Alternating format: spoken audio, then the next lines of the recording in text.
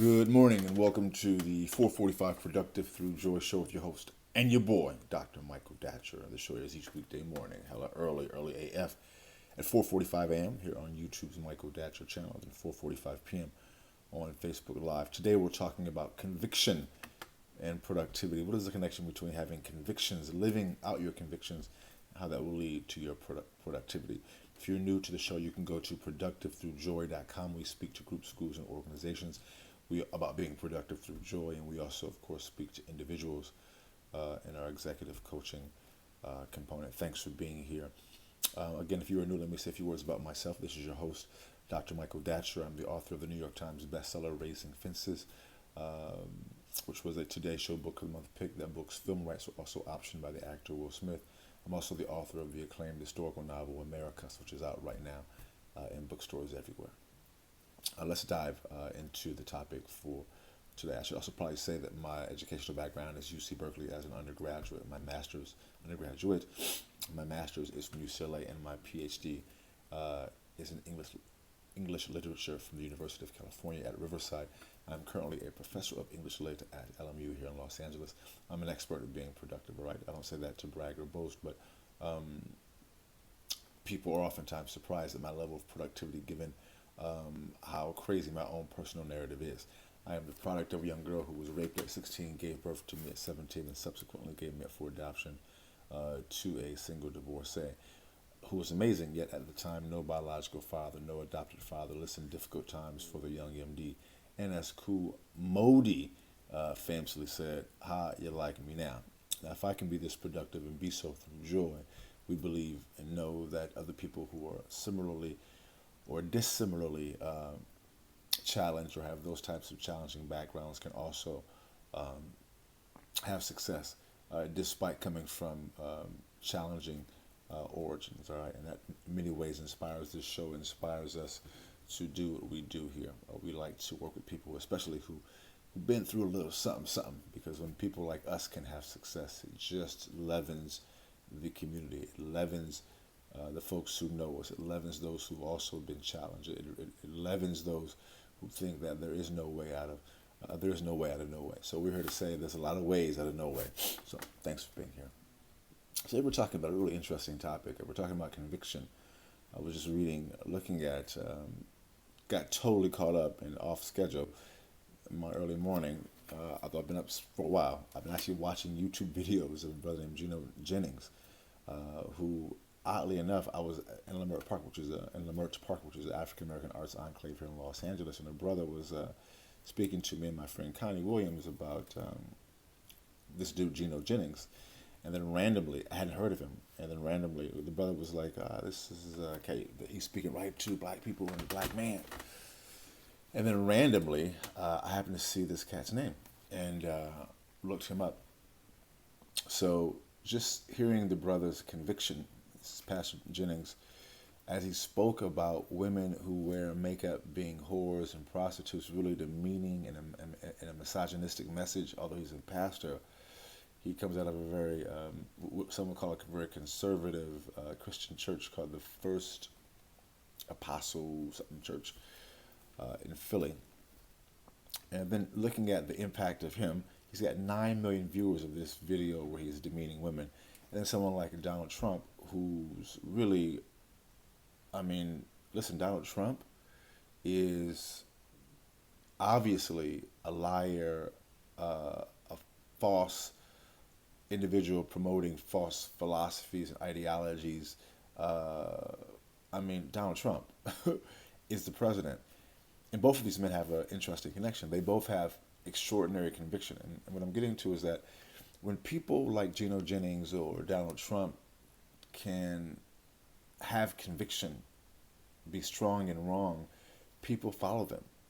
And I was moved by that the folks who are looking to do progressive work on this planet, who are looking to put a message of equity and power and upliftment on the earth, we can't let our message be less convicted of people like Gino Jennings and Donald Trump, because it's a sad commentary. I think at times because people who are progressive or more educated or just got some damn common sense, we try to qualify a lot, which is not a bad thing to qualify in terms of being able to articulate things in ways that are not too simple, right? At times when you present complicated issues in a simple way, it's easier for people to digest, but that particular approach misses out on the nuance of situations and or people. Um, and at times, as someone once told me, hey, I don't do nuance, you know. And so the point I'm getting to is that we have to find a more creative way to articulate our convictions about what is progressive and what is human and what is pro-woman and pro-people and pro-human and pro-black, all right? Because too often we find ourselves out-convicted by people who are looking to convict us. You know? So this is a really powerful show today because this is really on my heart to speak about it. It's just really a need. So thanks for being here. Don't let me get too deep as we talk today about conviction, all right? So we're just going to dive right into the topic today because this is how it's unfolding today. And so we want to say that that point one is we want to have conviction based upon some due diligence. So if you know my show, this show talks about being productive through joy, about I share oftentimes my morning rituals, getting up and meditating and praying, and I live here in Venice Beach, California, going to the beach and doing what needs to be done as a spiritual being to get ready to go do what needs to be done as a professional, as a father, as a man in the community. And listen, these early, I get up at 3:30 in the morning, and these early mornings, it's a challenge, getting up so early, no doubt, and doing this type of spiritual work, that's for sure. And so at times it becomes burdensome. And so I recently had a birthday, and I was part of my birthday, the ramp up to my birthday the ramp up to the week of my birthday, I always spend time thinking about what I learned from the previous year, and what I want to change about the upcoming year as we think about birthdays as our lives themselves as a journey around the sun. As we know, the earth journeys around the sun once a year. And our birthdays, for me and my understanding, I'm on the journey around the sun, and I completed one journey on June 10th. Not now, it's June 12th. I'm on another journey starting just a couple of days ago. So for this upcoming journey, what I've decided to really focus on, at least in part, is reclaiming that first love in various ways of writing and of spirituality and of activism. Because if you're really a serious activist or serious about your spiritual practice, you know it can be a lot because you have to also handle your life and your family and problems, lawsuits, all kind of stuff that happens to people who are out here doing something, and it can be a lot because other people don't seem to be working as hard, doing as much, and don't seem to be under as much attack as some of us are who are out here trying to do work that's progressive and positive. So it can wear you down and become kind of a burden, right? Because that's just life, you know. And so it's good for me to renew that first love, that first passion. I have a passion for spirituality. I have a passion for writing. I have a passion for all people, especially Black people. I have a passion for love and for equity and for justice. I have a real passion for those things. And like many people, as you begin to do this work, because it does require such intensity, you can get burned out or get worn down. We have to find a way to constantly renew ourselves. And so for me, my birthday is a great time to take stock and to get back on the proverbial first horse, first love, that first passion, and renew. I know that many people who are listening right now, I'm speaking right to you because you know exactly what I'm talking about, whether it's in our relationships or with our children, whatever it is. We have to find a way to renew that. And so in that process, we want to do that with a passion. And so when I speak to you about doing your due diligence, it's having a passion for the process of learning, of edifying, of reading, studying. You gotta have a passion for it. And again, as a part of this whole new journey around the sun, I've been recommitting myself to reading.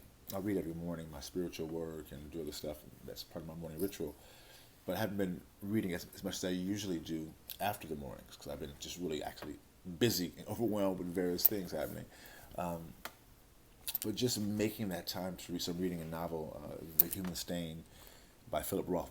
Philip Roth, who's a novelist who just passed.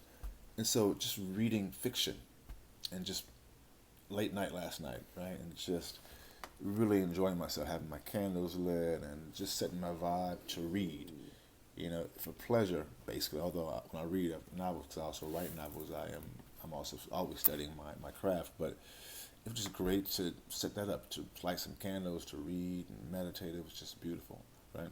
So that's a brief example of, we want to be able to dive into doing our due diligence with a passion. Point two is, we want to then once we begin to accrue this knowledge, we want to apply it to our lives in a ritualized manner, doing it every day, doing it every day, doing it every day, living it as a lifestyle. That's the other key, which is point two.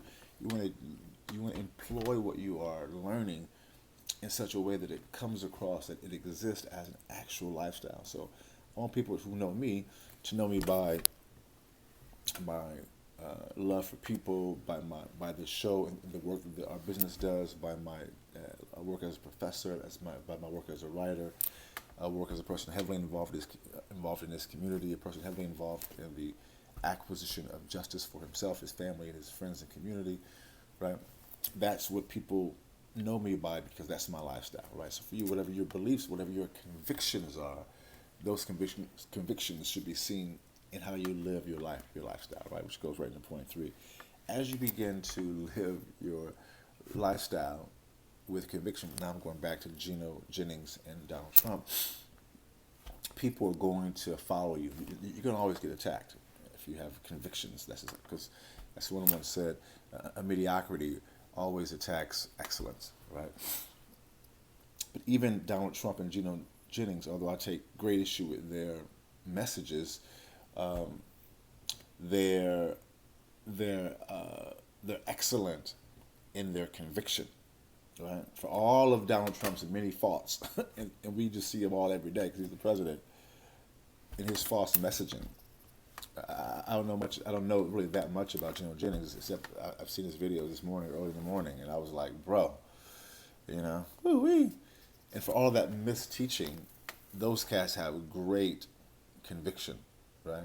And as a quick sidebar, I know that because people like Trump are targets for criticism because they are saying things and doing things that are very dangerous for the planet, we need to also, as folks who are ethical, be able to give them their just due when that just due is deserved.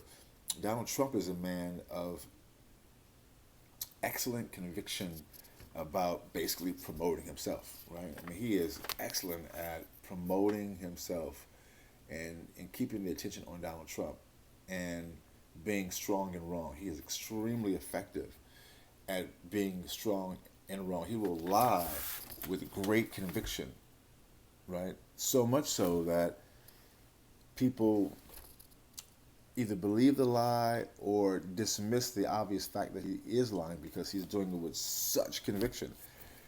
We can learn that from Donald Trump. What if we could have the conviction that Donald Trump has in lying, use that conviction, that level of conviction, to do what we say we are about? I'm just saying. All right, boom, goes the dynamite. That's it for today's show. Thanks for listening. And a somewhat different show today, just on my heart to talk about conviction.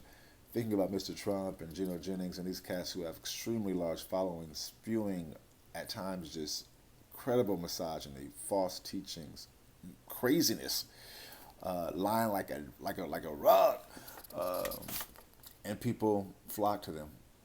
Let the people of the earth who are progressive and who are about love and dignity and equity and fairness and justice have that passion, live it, call people to a higher level of conviction. Let us be able to do, when necessary, battle with more conviction than those trying to spew hate. Thanks for being here. Please go to productivethroughjoy.com. See about us. We speak to groups, schools, and organizations. We love and respect you here. We have conviction about love and joy and peace and hard work and equity. Peace and blessings. We'll see you this afternoon at 4:45 p.m. Until then, let's talk about it and be about it. Deuces.